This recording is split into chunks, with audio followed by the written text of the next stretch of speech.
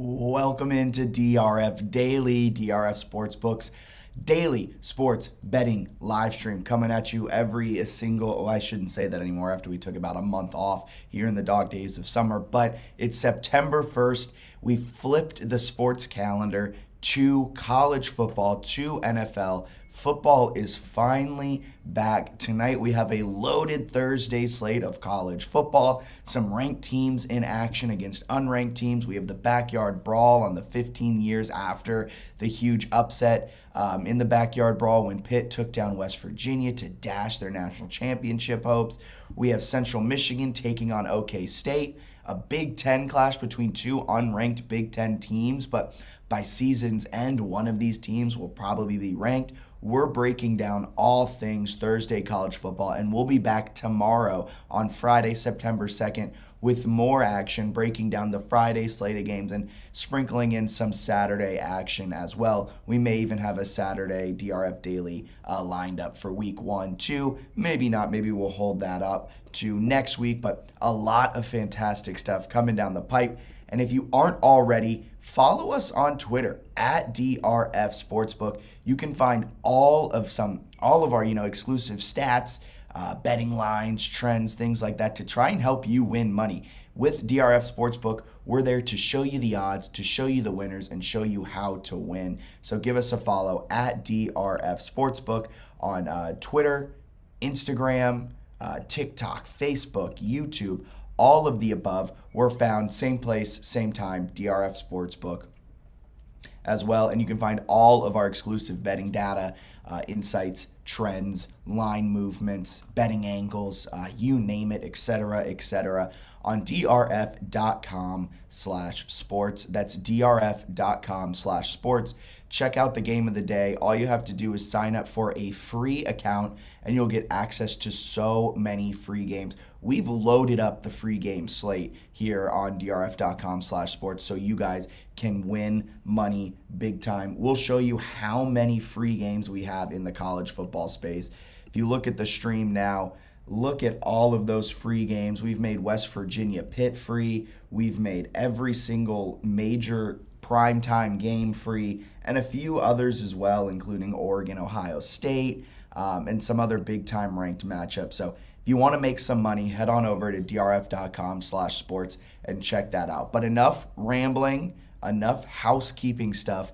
We're all here for our college football breakdown, and we're starting things off in a little bit of a different way. If you've been following since our MLB days when we launched a few months ago, we normally start with our free game of the day, or we normally finish with our free game of the day. But today we're starting with our free game of the day. It's West Virginia at Pittsburgh. Pitt is a 7.5-point favorite. They're ranked 17th in the country off of the preseason AP poll. And the total is set at 51.5. We're going to break down a little bit of the weather. Sunset is at 7:51 p.m. So we'll say probably sometime around the second-ish quarter. The sun will be setting, and this will be a night game under the lights in Pittsburgh. Some cloud cover, nothing crazy. Low of 62. Some beautiful football weather with hardly any wind, so don't worry about that when it comes to the kicking game. It's going to be beautiful. It's going to be a fantastic night game tonight in Pittsburgh as the backyard brawl is revitalized after an 11-year hiatus. An added storyline to this game is the fact that both of the starting quarterbacks, though JT Daniels for West Virginia, Keaton Slovis for USC, for Pitt, both former USC quarterbacks. That's where I was going with it. Tipped my hand a little bit. Keaton Slovis has a pretty solid career, 7,546 total pass yards in his career in 27 games played. A little bit of an up and down time, though, in USC, in South Cal. JT Daniels, on the other hand, 4,840 yards in 21 games played, has a 32-16 touchdown to interception ratio, and he had a little bit of struggles in Georgia. Down in Georgia, he got injured, didn't play at all, I think, in 2020. 2021 got banged up or couldn't reclaim his starting position from Stetson Bennett. Somehow the mailman beat him out. So both Keaton Slovis, JT Daniels transferred this offseason. They found their landing spot, and that's what this game's second storyline is. 15-year anniversary. I talked about it in the start of the infamous 2007 game when I believe Pitt had a losing record, went to West Virginia and dashed the Mountaineers' hopes at getting into the BCS national title game. Big time stuff, lots and lots of storylines of bad blood in this game. It's going to be fantastic.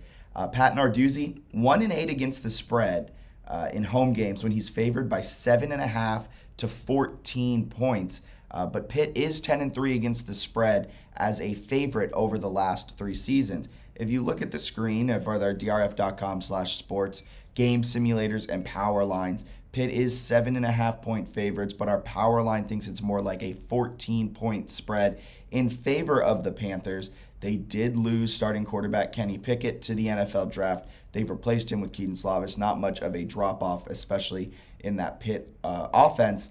And then our game simulators like Pitt to win and cover, giving them the edge in both Estimate 1 and Estimate 2. When it comes to football, it's a little bit different than the MLB. We give out 2 game simulators.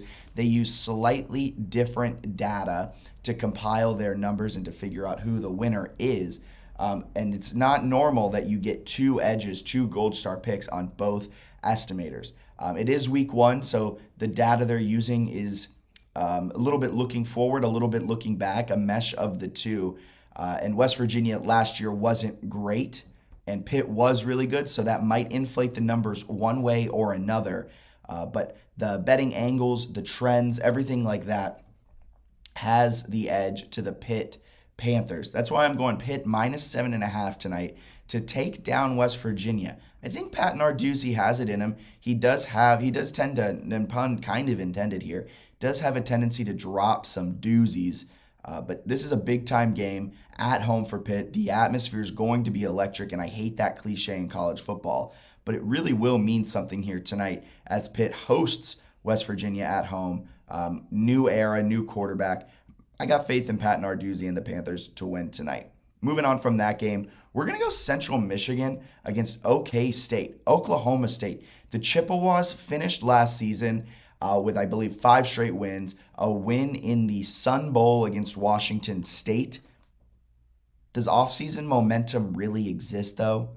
That's the question that I'm trying to wrap my head around. Because if offseason momentum exists, seems like Central Michigan has some good offensive momentum heading into this game, but so does Oklahoma State. Central Michigan is 2-0 against the spread against Oklahoma State since 1992. So that's quite not a large sample at all.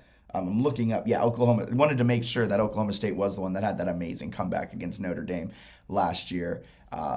And they did. So Oklahoma State also comes into this one with some offseason momentum, if that even exists. Oklahoma State is minus 22. They're 22-point favorites. One of the largest spreads here for tonight's slate of games. But I'm going Central Michigan plus 22, and that might seem like a stupid pick. I just don't know. I think Oklahoma State wins this game handedly. I just think Central Michigan has a little bit more in them than losing by 22 points here on opening weekend. It's going to be tough. They're in Oklahoma State. All of our numbers give the edge to Oklahoma State as well. The Cowboys are minus 23 according to our power line and estimates. One of them has them winning by 30 points, absolutely demolishing the Chippewas. Estimate 2, the edge is on Central Michigan. So I'm pairing it with estimate number 2, which gives the edge to Central Michigan, along with the fact that our power line makes this around minus 23. I don't think there's a lot of value on Oklahoma State at minus 22. Give me Central Michigan at plus 22. Such a large number. It's week 1. It's hard to figure things out. And if we look back at week 0, a lot of the teams that had these huge spreads ended up losing. So I'm going to go Central Michigan. As I've looked more and more into the numbers, though, I feel less and less confident about that one. And last but certainly not least, a Big Ten clash is happening in West Lafayette with Purdue. Penn State minus 3 heads to Purdue to take on the Boilermakers. Total is set at 52.5. Look, folks, I don't think Penn State wins this game. I think this is the Purdue show tonight, and I'm not just saying that because over at DRF Sportsbook, if you check them out at ia.drf.com or on our mobile app. You can find that in the Apple App Store or Google Play Store. This is our Washed Up Walk-Ons boost. We've partnered with the Washed Up Walk-Ons for this season to break down or to give out boosts to games that they pick. And this week, they think Purdue's going to beat Penn State. And I agree with them wholeheartedly. All of our game simulators prefer Purdue over Penn State. Purdue is plus 3.5, plus 3, depending on your book. Our power line thinks Purdue is a 1-point favorite, folks.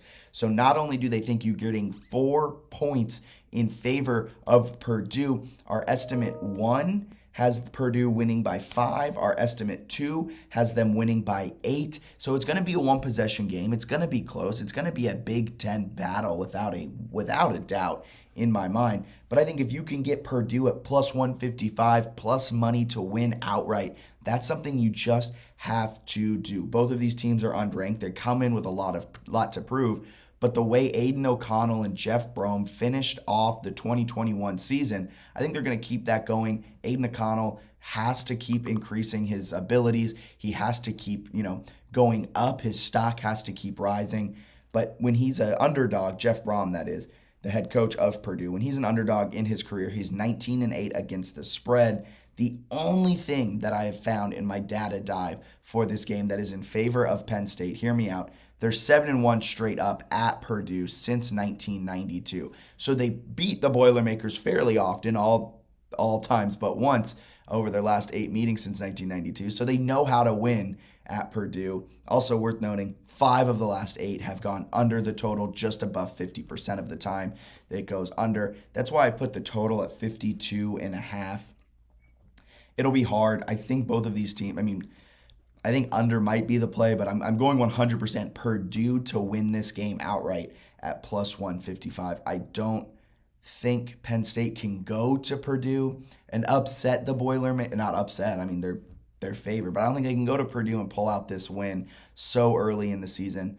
But then again, it's really hard to get a feel on these teams heading into week 1 of college football. That's what makes it so much fun. You're trying to figure it out on the fly. You're trying to decipher what the words mean and the beat reporters' stories that they've been putting out all offseason. What's fluff? What's fake from the coaches? What are the coaches trying to get the beat reporters and opponents off the scent of? So week 1's really hard to decipher. If you're looking at a game last week, I think it was Stephen F. Austin in the FCS. They were number 10 preseason in the FCS poll, and they got absolutely obliterated by, I believe, Jacksonville State, I want to say, something like that.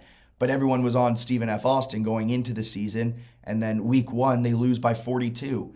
And so you see that a lot in these games. You see a ranked team kind of implode. The top 25 is going to look completely different by the end of the season, and we're going to see how wrong we were in these preseason polls. So week 1, college football, and even NFL, for me, it's kind of hard to decipher. And I give a lot of favor to home teams. I give a lot of favor to teams that aren't favored by, like with Central Michigan. I like Central Michigan plus 22 because I don't know if Oklahoma State will be able to put it together quick enough to build up that type of lead and then hold Central Michigan down. I think Central Michigan will be able to keep it relatively close, and by that I mean lose by 21, not 23, and cover that spread. I don't think Penn State has the manpower to go into Purdue week 1 and take down the Boilermakers in a very, very hostile environment in a big-time Big Ten matchup. So that's a little bit of my reasoning behind it all. It may not make sense, but we'll see if I win some money. We're going to break down some